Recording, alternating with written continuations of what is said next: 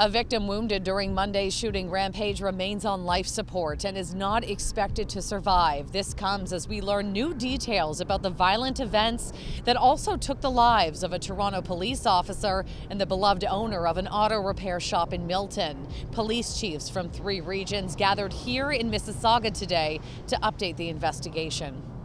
It is absolutely unacceptable, and we recognize we need to do everything possible to provide answers that are much needed for the loved ones of those left behind and those affected.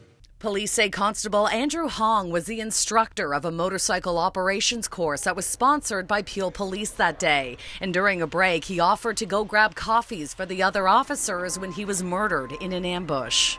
The first officers who responded were a combination of Constable Hong's colleagues who were training with him at the time, as well as other subsequent responding officers from Peel Regional Police. The green markings you can see here outline the suspect's vehicle, and it's parked right across from the Tim Hortons. Police say 40-year-old Sean Petrie sat here in his red Toyota Corolla for more than 2 hours before making a move, and investigators believe he was waiting for someone in uniform. At this point, I believe the motive was that he was a uniform officer and he was deliberately targeted. There were also reports that the suspect may have been going after his firearm. Did he attempt to disarm him? Yes, he did. After the attack inside Tim Hortons, police say the suspect fled across the street to another plaza, shot a random driver, and then took off in their Jeep Cherokee. That victim is now in stable condition, but has suffered life-altering injuries.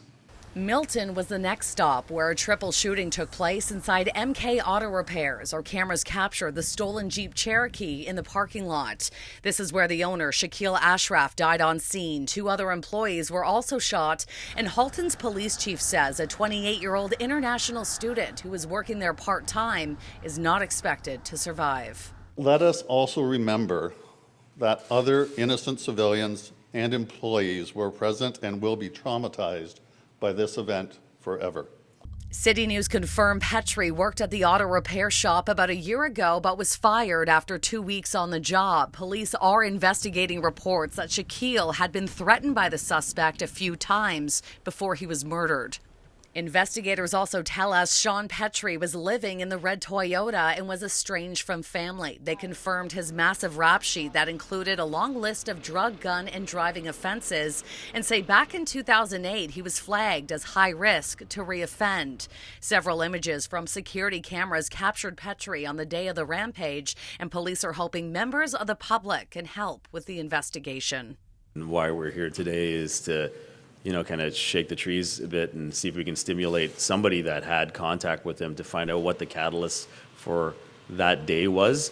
About an hour and a half after the Milton shooting, the rampage ended in a Hamilton cemetery where the suspect was shot dead by police. Ontario's Special Investigations Unit is investigating that interaction and now says there was an exchange of gunfire between the suspect and the officers. We're also learning a funeral for Constable Andrew Hong will be held on Wednesday in Toronto. In Mississauga, Shauna Hunt, City News.